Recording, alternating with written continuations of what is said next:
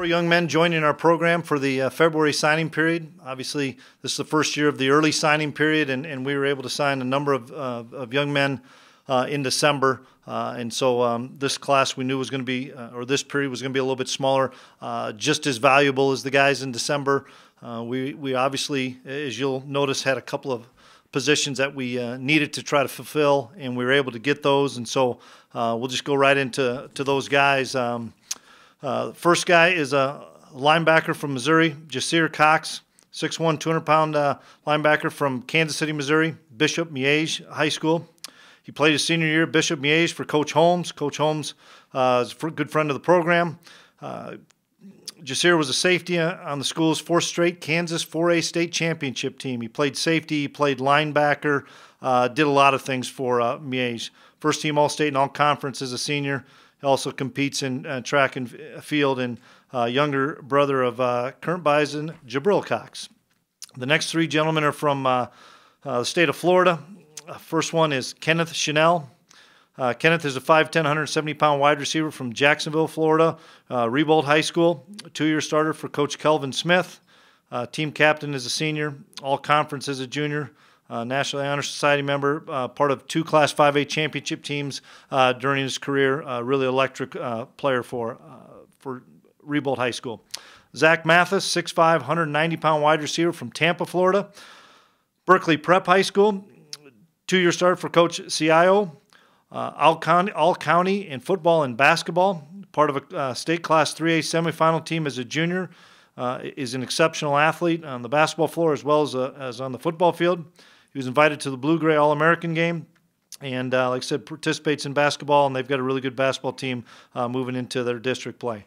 The last young man out of the state of Florida, Wanye Tillman. Wanye is a 6', 205-pound linebacker from Orlando, Florida, Winter Park High School, 2-year starting linebacker for Coach Shiflett, all-area player as a senior, made 110 tackles, 11 tackles for loss, and 3 sacks as a senior. Winter Park's the highest classification that they have in Florida, so he played against phenomenal competition on a yearly basis. He also participates in track and field. So those 4 guys will join the other guys we had from the December signing period. Obviously, it's different this year. It was our first go-round at this. One thing I would tell you is the early signing period is here to stay. In talking to a lot of people at our NCAA convention, it's something that all the coaches believe is helping their programs. It definitely helped our program, and I know that it's going to be here to stay. What I don't know is, are they going to potentially move that thing up into August or July? I'm not sure about that. That's probably down the road a little bit. I think for the most part, you're going to see a pretty consistent level of 80 to 90% sign in December, and then people will still sign some people in February, similar to what we did. Now, some schools will sign more, some will sign fewer, but make no mistake, the December signing period or the early signing period, I should say, is here to stay. So, open up for questions. Chris, what can you tell us about Jasir? I saw you play. Coach Meach told me he played, or Holmes told me he played safety as well in high school. Could he be a linebacker? Yeah, absolutely. Because of his size, he's 6'1", he's already 200 pounds. Especially with the type of offenses that we face, we think he could be what we would call a slot area defender, similar to what Jabril did, similar to even what we did with James Hendricks for the South Dakota game. He's probably very similar to what Chris Board's size was when Chris first came in here. So whether he's an inside backer in our 4-3, an outside backer in our 4-2 stuff, a nickel player, I think he's got a tremendous skill set because he's able to cover in space. He's able to tackle exceptionally well, be an excellent special teams guy for us. We can't have enough of those type bodies because you use those guys so often, whether it's on special teams or against specific offenses that you face. Does it help, Chris, to have, I mean, you've had brothers in this program a lot of different years, but does it help because these guys kind of know what they're getting into, in terms of what it's going to take, what the culture's like and everything? Yeah, we're really fortunate. We've had a number of those type of guys, and Jasir's no different. And the other thing that's great is when those kids have good experiences here. and the parents know what the experience that their young man's going to have, and how their young man's going to be challenged, but also loved up and taken care of as well. And I know Jasir did a nice job going through the process and listening to a lot of coaches and a lot of schools and stuff. But in the end, I think culture and fit were what he was looking for, and obviously the family felt really comfortable about him here at NDSU. Jasir, obviously familiar with the program through Jabril, but what do you think took him, why didn't he sign in the early signing period, waiting until now? Just like I said, he just went through the process thoroughly and wanted to make sure he had all the questions answered. He wanted to make sure that he didn't rush into it, and that's what you'll see. There's a lot of people that are signing here in February. I think part of that was they just weren't ready. They wanted to go through the entire process. And, I know this. Jasir's going to make his name for himself, and he and I talked about that heavily in recruiting, that you're going to be compared to Jabril for about 4 or 5 practices here, and then it's going to dissolve away, and you're going to make your own legacy. And we're excited about him because he has a unique skill set of somebody that's size, 6'1" and 200 pounds, that can cover, can run, can tackle, is a smart player, has really good hands. I think the sky's the limit for him, and he can play a multitude of positions for us. Now that you've been through the process of the early signing period, what do you think? How do you think your group has handled it, and what do you think about maybe changes for next year? I think the biggest thing is it's just everybody's going to speed the process up. It's just getting earlier and earlier, and that means you're going to offer maybe kids a little bit earlier, your 2019 class, the camps, the summer, having them getting on campus throughout this winter and spring is so valuable. Getting them to attend a game. Most of the guys that we end up signing were here sometime in the fall, whether that was for an official visit, unofficial visit, just for a game visit.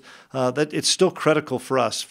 We have a great thing to sell at NDSU, athletically, academically, but it still comes down to you got to get on campus, and that's so critical for us. Whether that's from now until really next December, of getting them here and seeing why we're successful in all our sports. Why are all our sports are successful here? You don't just flip on a score or flip on a game and say, well, they have a big crowd there. Well, come to the tailgate lots. Come and see. Go to Shields. Go to all the places around that carry Bison football, and it's just crazy around here. And plus, you play in national championship games and see the following there. I think it spurs some guys to say, I got to get up there and check that place out. What do you like about these 2 receivers you're adding? And is that a position in general where you see someone may play in year 1, or how would you assess that? Well, they're 2 different type of bodies. Obviously, Chanel would be more of a slot guy for us, really electric guy. Get the ball in his hands, and he's can score from anywhere. I'm really excited about getting Kenneth here. Loved his demeanor when he was on his visit, and competitiveness. And then Mathis, obviously everybody's looking for that big receiver. We know we hit a home run with Christian Watson that we were able to redshirt last year. He's going to be an absolute stud for us. But Zach's maybe even a little bit taller than Christian. Zach's all of 6'5", probably closer to 6'6". Gives us that matchup problem for somebody on the outside. He's got tremendous hands, really competitive guy. Played basketball, so we know he's got good ball skills. His brother is a wide receiver tight end for Ole Miss, so there's a pretty good pedigree there. And they're 2 different type of bodies, 2 different types of receivers, but whether they play this first year, whether any of them play this first year, we'll determine that as the season goes. We didn't know if Seth Wilson would play this first year when we got into November, but we have a number of seniors at that wide receiver position, so it was important for us to restock that position. You've been trying to get the tall, lanky receiver for a long time. What makes you think that Mathis could be the guy that you're finally looking for? Just watching the tape and visiting with the coaches and stuff, and from that area, it's a pretty special place. In fact, Berkeley Prep, I think, had the top tackle in the country that they were waiting to see where he was deciding. It's big-time football where he's at Berkeley Prep, and I think everybody in our program, when he came in on his visit, really kind of took to Zach because he's got a really great personality. He's a really confident guy. He loves to compete. I know Coach Austin and Coach Mess saw him play a basketball game, and he really dominated the basketball game and going up and getting the ball and attacking it. And obviously those skill sets have to transfer over to the football field and be competitive. But he's going to go against great corners, and it's a loaded position for us at corner. And so with his ability to get off the line of scrimmage and go get the football, you always have an opportunity to play early. 3 of the 4 guys you got with today are from Florida. What's it say about NDSU being able to go into SEC, ACC country and develop that pipeline? Well, Coach Austin does a phenomenal job down there.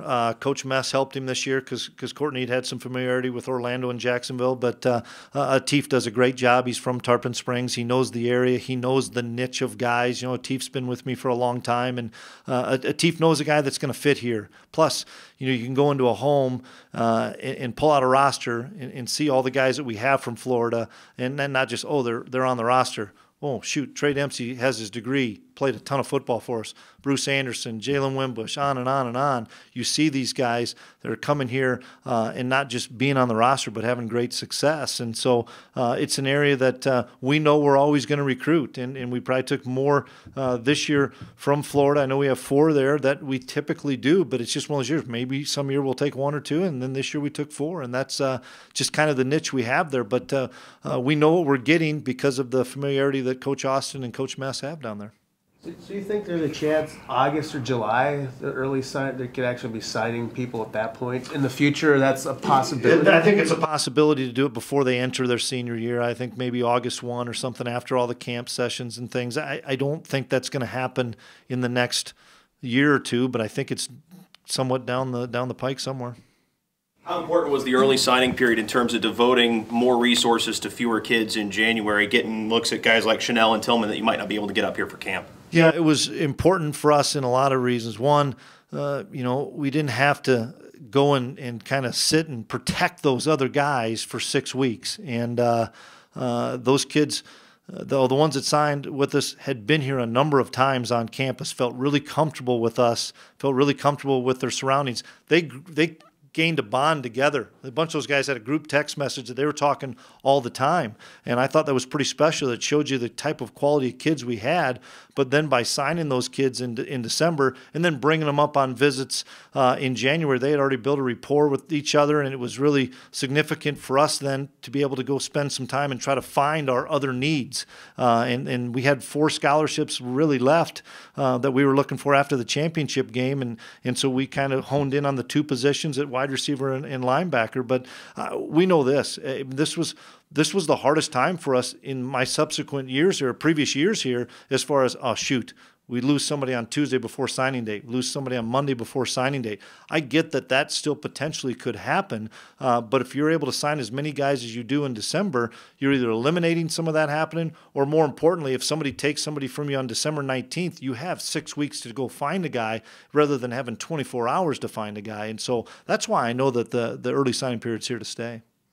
The player reaction, as you mentioned, guys texting each other, guys getting familiar with one another for you to build that basis and build that recruiting with one another? It's huge in regards to stability once they arrive here.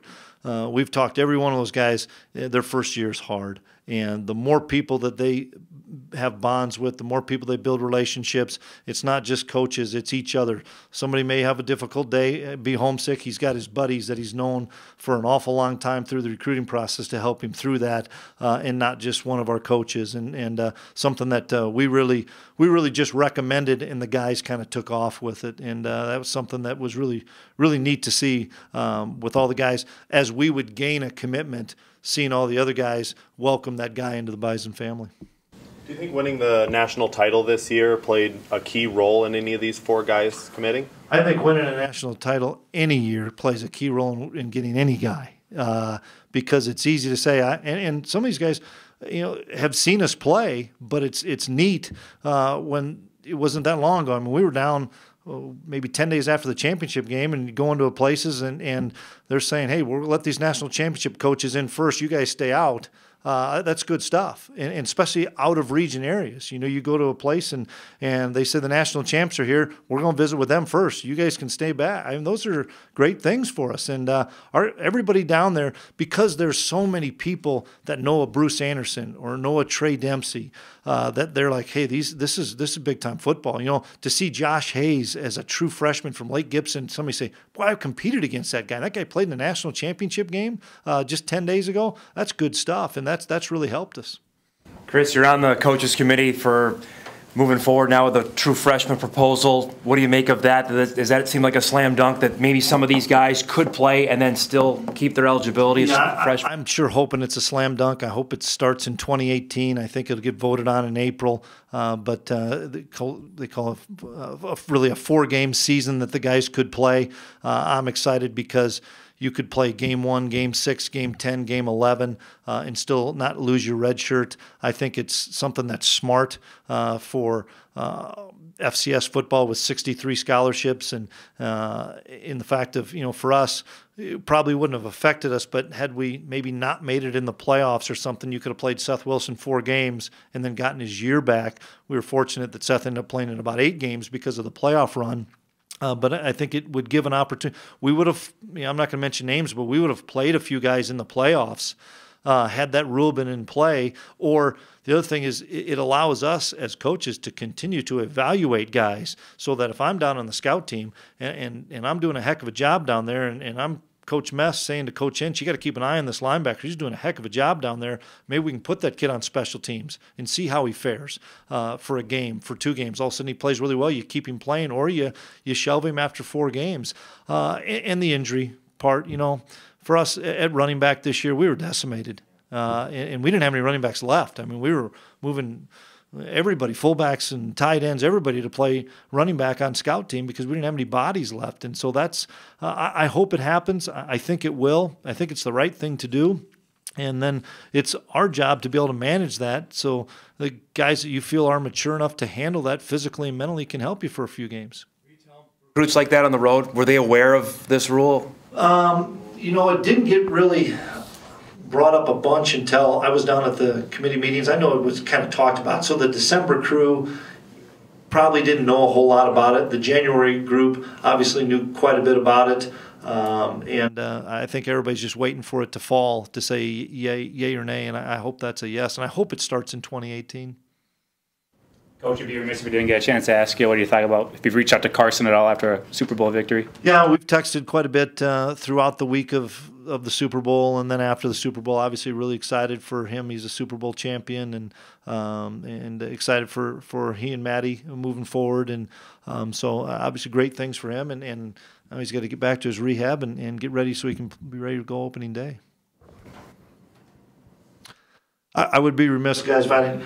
Our recruiting efforts, great job, obviously, by our coaching staff. But our director of recruiting, Hank Jacobs, does a phenomenal job of not only organizing our stuff on the weekends with a lot of help, and Hank knows he gets a ton of help, but communication with us as coaches, communication as much as he's able to legally with high school coaches and things like that.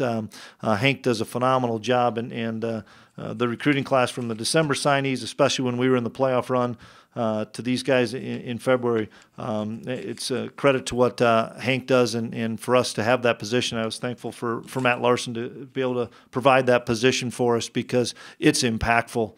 You think of the December period when all of us are doing nothing but getting ready to play the next game, and Hank's behind the scenes helping facilitate official and unofficial visits and stuff. It's really impactful. So great job by Hank and his staff.